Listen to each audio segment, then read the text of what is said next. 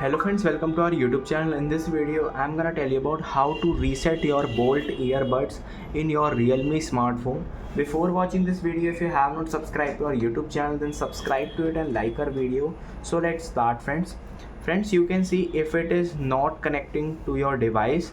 So if you can see in Bolt earbuds there is no reset button at this outer, so you have to just reset it by keeping it out. Then friends, you have to just long press this. You can see this touch bar and you have to just tap on the both of this to just reset this. You can see, and then it will reset, so it will blink the light. You have to click on this for 10 seconds, and after that it will blink the light. You can see friends, you can see here it is blinking and it is showing in the Bluetooth device. You have to tap on this and it is connected successfully and reset also. I hope you like this video. If you like this video, then subscribe to our YouTube channel for more helpful tips and tricks videos. Thanks for watching.